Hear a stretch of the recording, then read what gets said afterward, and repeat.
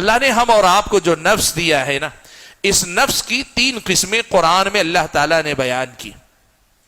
ابن قیم رحمت اللہ علیہ نے اس مسئلے پہ گفتگو کی ہے کہ کیا ہر انسان کو اللہ نے 3 نفس الگ الگ دیے ہیں یا ایک ہی نفس کی 3 الگ الگ کیفیتیں ہیں؟ ابن قیم نے لکھا ہے کہ انسان کا ایک ہی نفس ہے لیکن یہ کیفیتیں الگ الگ اپنے اندر رکھتا ہے۔ وہ کیا ہے؟ ایک ہے نفس امارہ، یہ برائیوں پہ ابھارنے والا نفس۔ دوسرا ہے نفس لوامہ، جو انسان کو ملامت کرنے والا نفس ہے، برائی پر روکنے والا، برائی کے بعد ملامت کرنے والا نفس۔ اور تیسرا ہے نفس مطمئنہ، یعنی وہ نفس جو اللہ تعالیٰ کی بندگی پہ مطمئن ہو جائے اور اللہ تعالیٰ کے انعام و اکرام پر مطمئن ہو جائے، ایسا نفس۔ اس میں سے جو نفس امارہ ہے نا، برائیوں پہ ابھارنے والا نفس، وَمَا أُبَرِّئُ نَفْسِي إِنَّ النَّفْسَ لَأَمَّارَةٌ بِالسُّوءِ، میں اپنے نفس کی پاکی نہیں بیان کرتا، اس لیے کہ نفس تو بہکانے والا ہے ہی۔ یہ جو نفس امارہ ہے نا، اس کی طرف سے چوکنا رہنا چاہیے۔ آپ یقین کیجئے، یہ انسان کا دل انسان کا دل 1 منٹ میں کتنی بار دھڑکتا ہے؟ لوگ بتاتے ہیں 70-72 مرتبہ دھڑکتا 1 منٹ کے اندر۔ آپ یقین کریں اس کی دھڑکن سے زیادہ رفتار اس دل میں آنے جانے والے خیالات کی ہے۔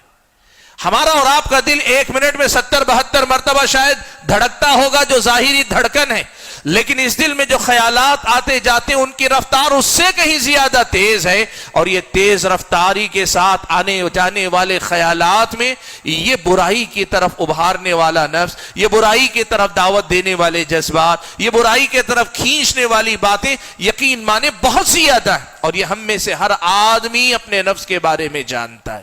ضروری نہیں کہ ایک ہی قسم کی برائی ہو، کسی آدمی کو شہوات میں، کسی کو شبہات میں، اور شہوات میں سے بھی کسی کو مال کی محبت میں، کسی کو مرد یا عورت کی محبت میں، کسی کو عہدے اور مقام کی پتہ نہیں کیسی کیسی محبتیں، کیسی کیسی خواہشیں، کہ ہزاروں خواہشیں ایسی کہ ہر خواہش پہ دم نکلے۔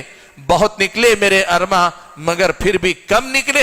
آدمی کے دل میں ارمانوں کا ایسا سمندر موزن ہوتا ہے کہ آدمی سمجھ نہیں پاتا ہے۔ یاد رکھیں، آپ کو اور مجھ کو وہ جو بارے امانت ہم نے لیا، وہ جو ذمہ داری ہم نے لی ہے نا، اس کا حق ادا کر کے ظالم اور جاہل بننے سے بچنا ہے۔ اگر راہ استقامت پہ جمے رہنا ہے تو پھر ہمیں اپنے نفس میں آتے جاتے جو خیالات ہیں، جو احساسات ہیں، ان پہ ایک چیکنگ رکھنی ہوگی، ایک جو پرکھ، ایک کسوٹی ہمارے پاس ہونی چاہیے۔ اور وہ یہ ہے کہ یہ جو خیال آ جا رہا ہے، یہ خیال صحیح ہے کہ غلط ہے؟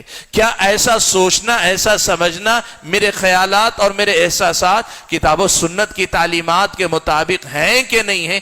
انسان کو اپنے نفس کے بارے میں سب سے پہلے چوکنا رہنا چاہیے۔ یہ سب سے پہلا دشمن ہے انسان کا، جو انسان کے ساتھ ہے، انسان کے اپنے اندر ہے، اور اکثر انسان غافل رہتا ہے۔ اور میں ایک بات بتاؤں آپ کو، پرانے زمانے سے کہاوت مشہور ہے، گھر کا بھیدی لنکا ڈھائے، یعنی آدمی باہر کے دشمن سے چوکنا رہتا ہے، اکثر اندر کا جو دشمن ہے اس کی طرف سے غافل رہتا ہے۔ اور ہماری اور آپ کی غلطیوں کے پیچھے آپ دیکھیں، یہ ہمارے اور آپ کے نفس ہی کی غلامی ہے، ہم اپنے نفوس کے غلام ہیں۔ اگر ہمارے اندر واقعی اللہ کی بندگی کا کمال آئے گا نا، واقعی اللہ کے بندے بنیں گے، تو پھر اس کی بندگی کے بعد ہم اپنے نفس کی غلامی بھی نہیں کریں گے، کسی اور کی بھی غلامی نہیں کریں گے۔ وہ ایک سجدہ جسے تو گراں سمجھتا ہے، 1000 سجدوں سے دیتا ہے آدمی کو نجات۔ اللہ کی مکمل بندگی اگر کسی انسان کے اندر آ جائے تو پھر تو انسان اپنے نفس کی سننے میں بھی تکلیف محسوس کرتا ہے۔ وہ اپنے نفس کو مخاطب کر کے کہتا ہے میرے اندر، لیکن یاد رکھ میں تیرا غلام نہیں۔ انسان اپنے نفس کی طرف سے چوکنا رہتا ہے۔ یہ پہلا دشمن ہے جو ہمارے ساتھ 24 گھنٹے رہتا ہے۔ مسجد عباد الرحمن کے پلیٹ فارم سے ہونے والی دعوت و تبلیغ کے مشن کو آگے بڑھانے میں ہمارا بھرپور ساتھ دیں۔ علم و عمل سے ناطہ جوڑنے کے لیے اہل علم سے جڑیں۔